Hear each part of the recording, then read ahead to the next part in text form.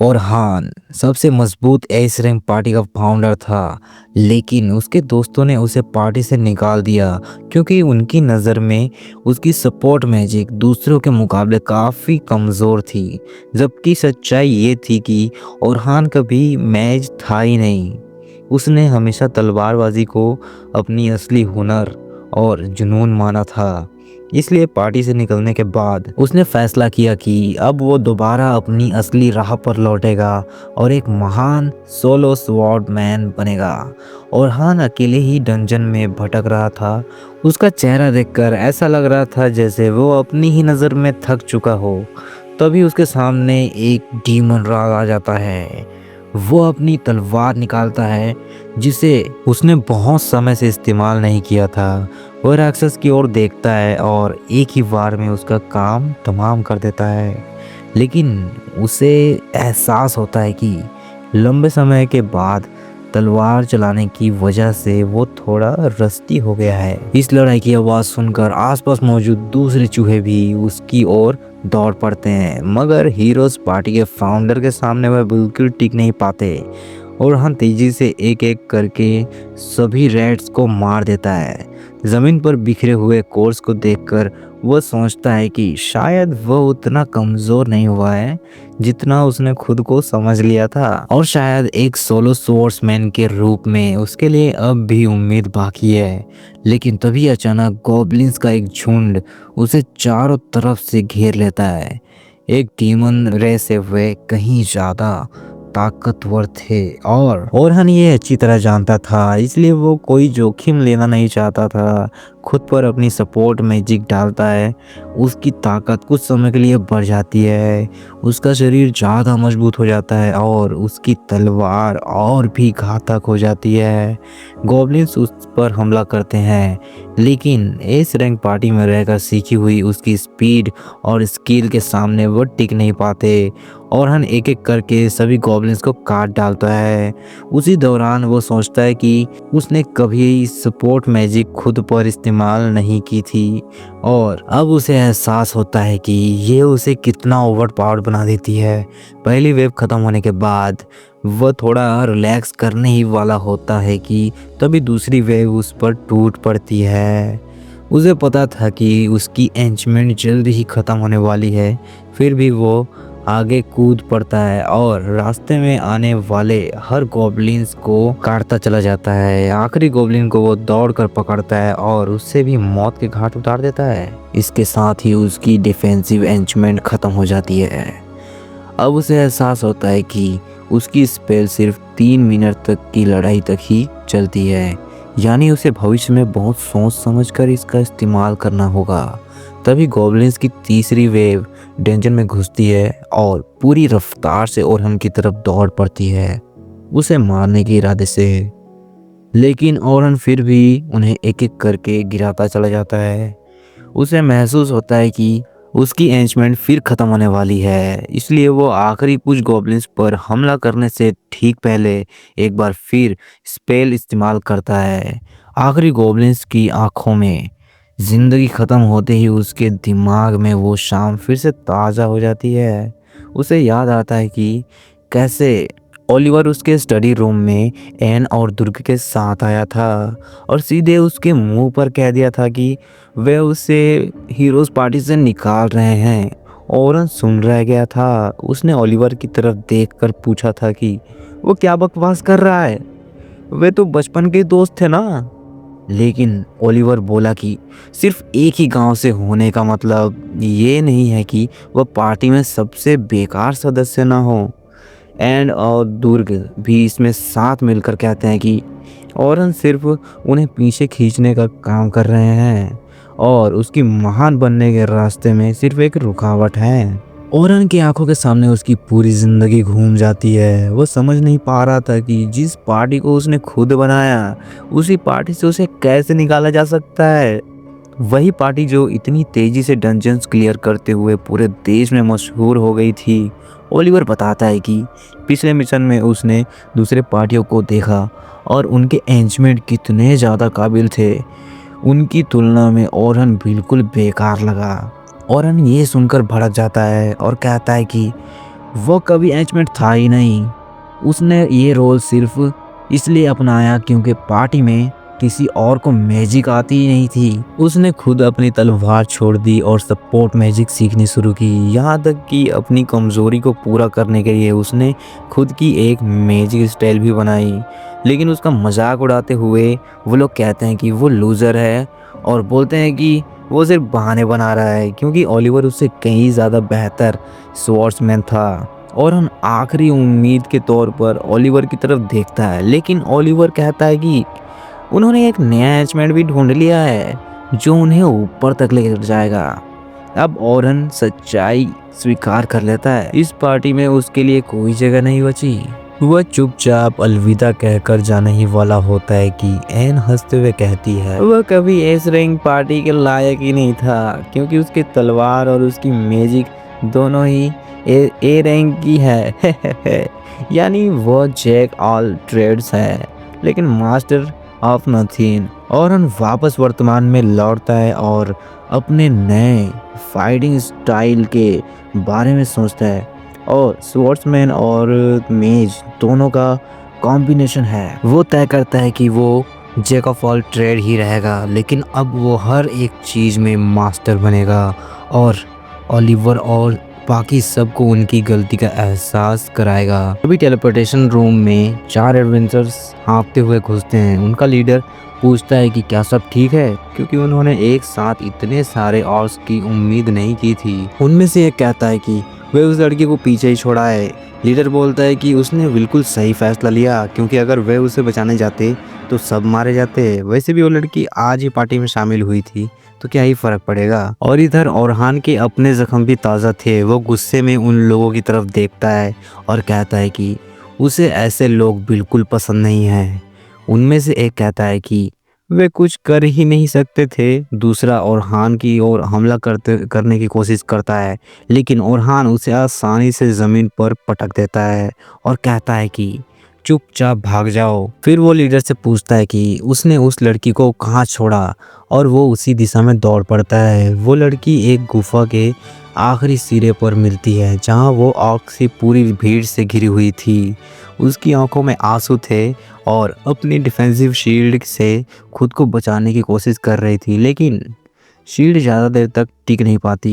जैसे ही ऑक्स उसकी ढाल तोड़ने ही वाले होते हैं और हान कूदकर बीच में आता है और अपनी डिवाइन मैजिक से उन्हें पीछे ढकेल देता है। लड़की हैरान और घबराई हुई खड़ी रहती है और हान बिना समय गंवाए तलवार निकालता है और ऑक्स पर टूट पड़ता है। पहला ओआरसी उसे ज़मीन पर गिराने की कोशिश करता है, लेकिन ओरहान आसानी से उसके हमले को रोक लेता है। अपने सपोर्ट मैजिक से खुद को मजबूत बनाकर वो ऑक्स को ऐसे काटता है जैसे वे मक्खन से बने हों। लड़की हैरानी से देखती रहती है और सोचती है कि ओरहान आखिर स्वॉर्ड्समैन है या मेज। ओरहान अपनी रीइंफोर्समेंट मैजिक से तलवार की धार बढ़ाता है और ऑक्स की हथियारों और शरीर दोनों को काटता चला जाता है। उसे एहसास होता है कि वो लोग सही थे, वो इतने सारे ऑक्स का सामना नहीं कर सकते थे, लेकिन ओरहान खुद मर जाना पसंद करता, किसी साथी को छोड़कर नहीं जाता। पर इस सोच के साथ वो दर्जनों राक्षसों को एक साथ काट डालता है। लड़की उसे देखती रहती है, ये सोचते हुए कि आखिर ये आदमी कौन है। कुछ ही देर में गुफा में सिर्फ ऑक्स की लाशें और चमकते हुए कोरस बचे रहते हैं। और हाँ, लड़की की तरफ मुड़ता है, लेकिन उसे ज़मीन पर बेहोश पड़ा हुआ पाता है क्योंकि अब एड्रेनालाइन ख़त्म हो चुका था। शाम होते ही दोनों डंजन से बाहर निकलते हैं। लड़की अपना नाम सोफिया बताती है और उसकी जान बचाने के लिए वो उसे डिनर पर इनवाइट करती है। ओरहान मान जाता है और उसके साथ सिल्वर रैबिट गिल्ड में जाता है। वहाँ उसे पता चलता है कि सोफिया उसी गिल्ड की मेंबर है। उसे ऐसा लगता है कि वो किसी की याद दिलाती है, लेकिन उसे समझ नहीं आता किसकी। जल्द ही उसकी ये उलझन भी ख़त्म हो जाती है जब सोफिया उसे अपनी बड़ी बहन से यानी सेल्मा से मिलवाती है। सेल्मा को ओरहान पहले से जानता था। वो देश की सबसे ताकतवर एस रैंक हंटर थी और उसी ने पार्टी रूल्स का सिस्टम बनाया था। स्वॉर्ड्समैन अटैक करेगा, टैंक डैमेज सहेगा और मेज सपोर्ट देगा। सोफिया अपनी बहन को बताती है कि ओरहान ने ही उसकी जान बचाई है। सेल्मा थोड़ा शांत होती है और अपनी बहन को डांटती है और और कहती है कि वो बिना बताए कैसे डंजन में जा सकती है, वो भी एकदम अकेले। बातों बातों में ओरहान सेल्मा को बताता है कि उसे हीरोज़ पार्टी से निकाल दिया गया है और अब वो लगभग एक आवारा एडवेंचर बन चुका है। वह तुरंत देखता है कि सेल्मा की आंखें चमक उठती है और वो सोचने लगता है कि शायद वो उसे अपने पार्टी में भर्ती करने के बारे में सोच रही है। लेकिन इससे पहले कि ऐसा कुछ हो, ओरहान खुद ही सेल्मा से कह देता है कि फ़िलहाल उसका किसी भी पार्टी में शामिल होने का कोई इरादा नहीं है। सेल्मा उसे घमंडी बनने से रोकते हुए कहती है कि वो खुद को ज़्यादा अहम ना समझे और उससे पूछती है कि क्या वो एक काम करने के लिए तैयार है। ये सुनकर ओरहान चौंक जाता है और उत्सुक होकर उस काम के बारे में पूछता है। सेल्मा बताती है कि उसी गिल्ड की एक बहुत बड़ी पार्टी कल डंजन में जाने वाली है। उसी पार्टी में बहुत सारे एडवेंचरर्स होंगे और एस रैंक मेंबर्स का काम होगा कि वे उनकी रक्षा करें। ये सुनिश्चित करें कि हर 10 लेवल्स पर आने वाले फ्लोर बॉसेस को हराया जाए और किसी भी तरह की कैजुअलिटी ना हो। वो बताती है कि इस एक्सपीडिशन को एक स्पॉन्सर ने ग्रीन लाइट दी है और वो चाहती है कि ओरहान एक एक्स्ट्रा एडवेंचरर के रूप में उनके साथ चले। वो ओरहान से ये भी कहती है कि वो उसकी स्किल और स्ट्रेंथ का बहुत सम्मान करती है, वरना वो इस प्रस्ताव को उसके सामने रखती ही नहीं। ये बात ओरहान के दिल को चीर जाती है क्योंकि असल में उसकी पार्टी ने इसी वजह से उसको निकाला था। जब सेल्मा ने अपनी मांझ का प्रदर्शन किया था तब उसकी पार्टी के सदस्य बहुत ज़्यादा प्रभावित हो गए थे और तभी उन्होंने तय कर लिया था कि उन्हें भी अपने पार्टी के लिए एक बेहतरीन मैच चाहिए। ओरहान आखिरकार इस प्रस्ताव को स्वीकार कर लेता है, लेकिन एक शर्त पर कि वो डंजन में सिर्फ एक स्वॉर्ड्समैन के रूप में जाएगा क्योंकि अब वो खुद को मेज नहीं मानता। सेल्मा को ये बात थोड़ी चिंता में डाल देती है, लेकिन वो सोचती है कि उसे रिक्रूट करना ज़्यादा ज़रूरी है क्योंकि हालात बिगड़ने पर शायद वो खुद को फिर से मेज की भूमिका में लौटा देगा। डिनर के बाद ओरहान कुछ गियर्स खरीदने के लिए एक दुकान पर जाता है। वहाँ एक बूढ़ा दुकानदार तुरंत उसे ऐसे स्वागत करता है जैसे कि कोई पुराना दोस्त हो। वो बूढ़ा आदमी शुरुआत से ही ओरहान के आर्मर और वेपन का सप्लायर रहा था, उस समय से भी जब ओरहान कुछ भी नहीं था। भारी दिल के साथ ओरहान उसे बताता है कि वो उसके लिए कोई एडवर्टाइजमेंट नहीं कर पाएगा क्योंकि वो अब हीरोज़ पार्टी में नहीं रहा। वो कहता है कि अब किसी को इस बात से फ़र्क नहीं पड़ेगा कि वो कौन से हथियार इस्तेमाल करता है या अपना आर्मर कहाँ से लेता है। वो बूढ़े आदमी से माफ़ी मांगता है कि अब वो उसे निराश कर रहा है, लेकिन बूढ़ा आदमी बस मुस्कुरा देता है और ओरहान को अब तक किए गए हर काम के लिए धन्यवाद कहता है और कहता है कि लोग अब भी उसकी बात सुनेंगे क्योंकि वो एक अच्छा इंसान है, ताकतवर है और एक दिन फिर से ऊपर पहुंचने का रास्ता जरूर ढूंढ लेगा। ये बात ओरहान की आंखों में आंसू ले आती है। उसे एहसास होता है कि अभी भी कोई है जो उस पर भरोसा करता है। उसी पल वो फैसला करता है कि अब वो अपनी पूरी ताकत झोंक देगा और खुद को फिर से ज़मीन से उठाकर खड़ा करेगा। अगली सुबह ओरहान सोफिया के साथ सिल्वर रैबिट के मुखिया विंस से मिलने चले जाते हैं। विंस उसका स्वागत करता है और खुद का परिचय देता है।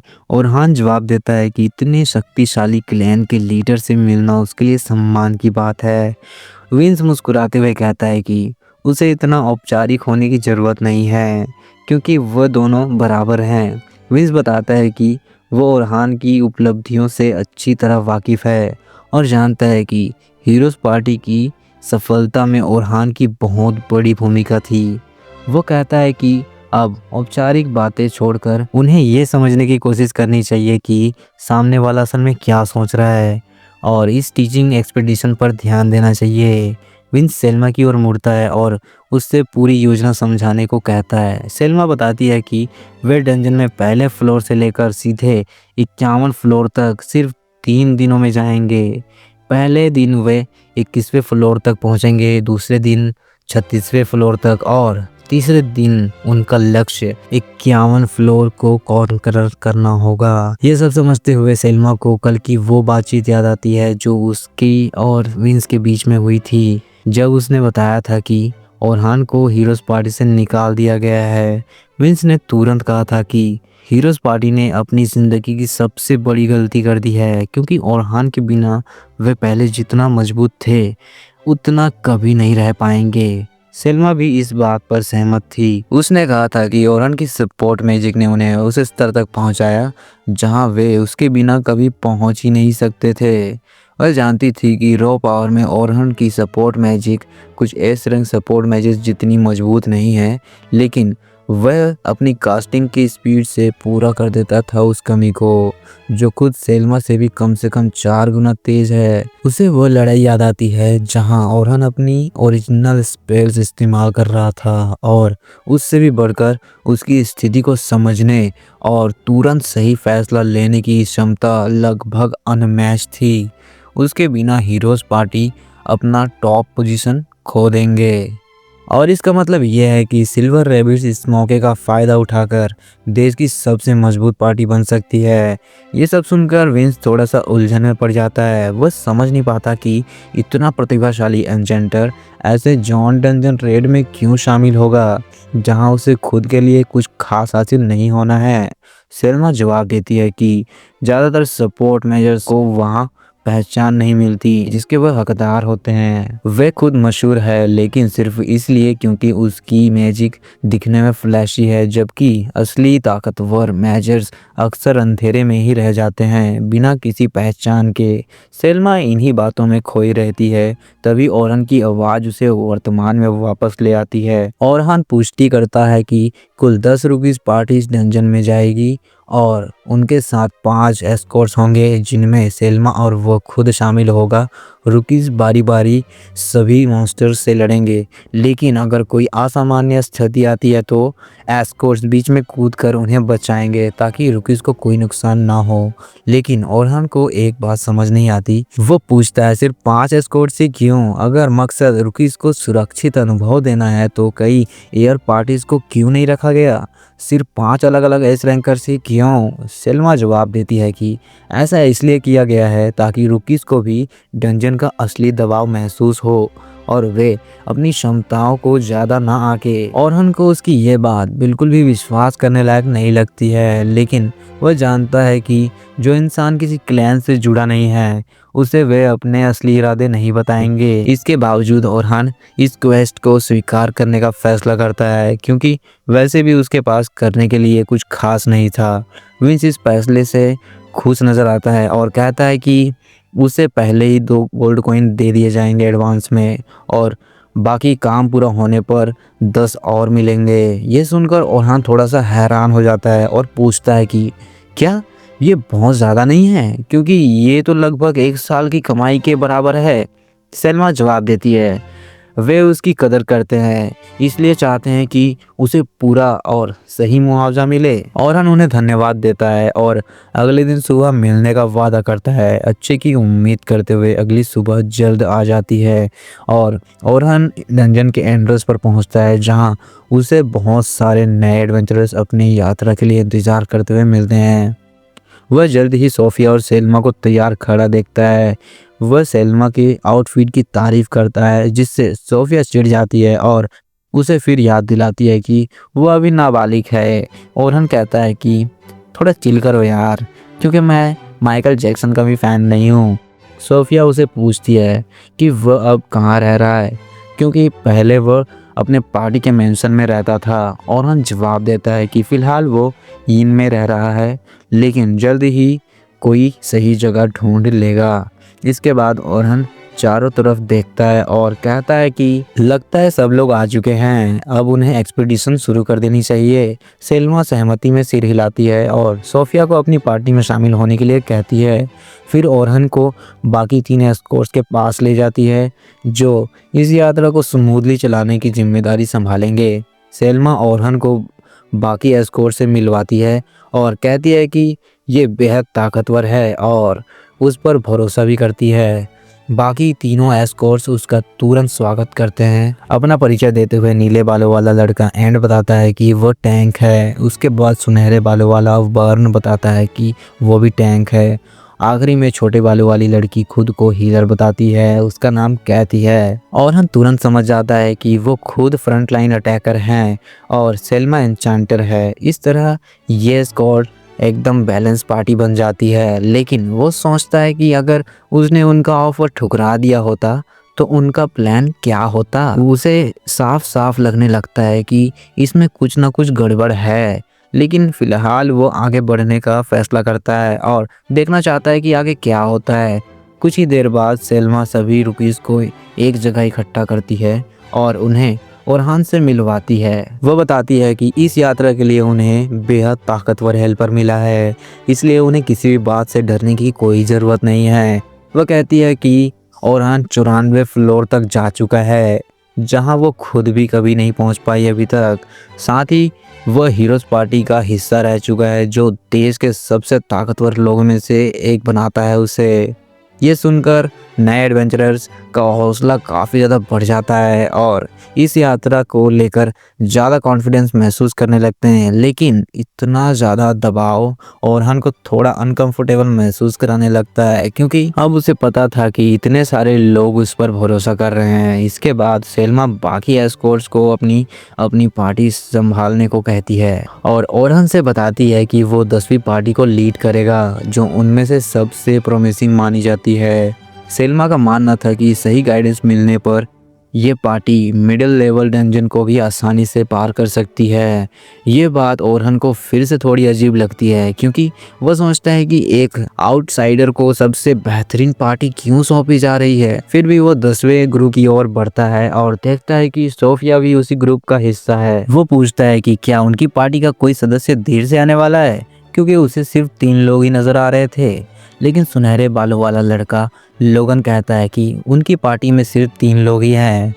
ये बात थोड़ी अजीब थी, क्योंकि 3 लोगों की पार्टी बहुत कम देखने को मिलती है।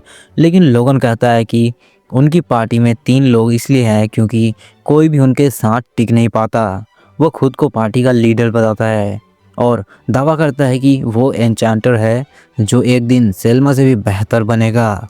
और हम तुरंत समझ जाता है कि ये इस लड़के में एटीट्यूड की कमी नहीं है। वो सोचता है कि कहीं ये बात भविष्य में इसके लिए परेशानी न बन जाए। फिर वो दूसरी लड़की की ओर बढ़ता है। लड़की अपना नाम कैरोल बताती है और कहती है कि वो एक टैंक है। लेकिन ओरहान देखता है कि उसने कोई आर्मर नहीं पहना हुआ है। वो पूछता है कि क्या वो डंजन के अंदर जाकर आर्मर पहनेगी, तो वो जवाब देती है कि वो कोई शील्ड या आर्मर इस्तेमाल नहीं करती। ओरहान पूछता है कि क्या इसका मतलब कि ब्लॉक करने से ज़्यादा तुम डॉज करने पर भरोसा करती हो। कैरोल कहती है कि हाँ, वो बिल्कुल सही समझा, क्योंकि वो नहीं चाहती कि कोई मॉन्स्टर उसे छुए भी। डॉज टाइप टैंक्स बहुत रेयर होते हैं, क्योंकि वो अपनी तेजी से और स्किल से मॉन्स्टर के हमलों से बचते हुए पास से काउंटर अटैक करते हैं। लेकिन इसके लिए असली कॉम्बैट एक्सपर्टीशन चाहिए होता है, जो इस लड़की के पास साफ तौर पर नहीं था। ओरहान पूछता है कि क्या क्लैन ने उसे पहले ही इसके बारे में चेतावनी नहीं दी थी। लोगन जवाब देता है कि क्लैन ने कैरोल को कई बार कहा था कि जब तक उसे अनुभव ना हो जाए वो एक नॉर्मल टैंक की तरह काम करे, लेकिन उसने उनकी बात अनसुनी कर दी। अब ओरहान को एहसास होता है कि ये पार्टी एक तरफ तो स्टार पार्टी है, लेकिन दूसरी तरफ यही प्रॉब्लम पार्टी भी है, जिससे स्क्वाड बचना चाहते थे शायद। कुछ ही देर बाद एक्सपीडिशन शुरू हो जाती है और डंजन में सभी लोग प्रवेश करते हैं। कैरोल एक पल के लिए भी चुप नहीं रहती और लगातार ओरहान से पूछती रहती है कि उसने पार्टी क्यों छोड़ी।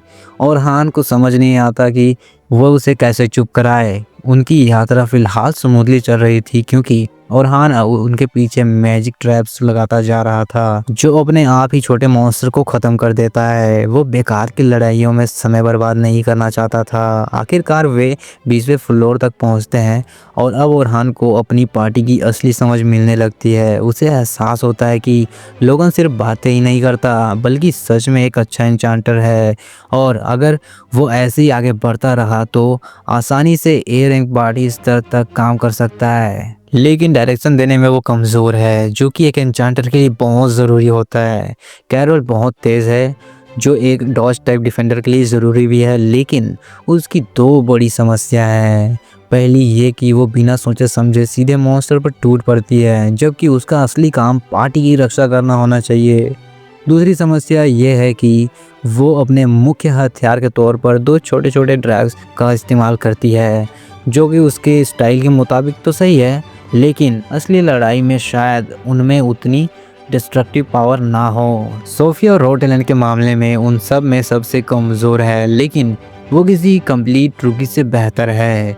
उसमें कोई बड़ी कमी नहीं है। ये वजह है कि वो इस ग्रुप की सबसे बैलेंस्ड मेंबर बन जाती है। गुफा के आखिरी हिस्से में एस्कॉर्ट लेवल 20 के फ्लोर बॉस को हरा देते हैं, जिससे 21वें फ्लोर की ओर बढ़ सकते हैं।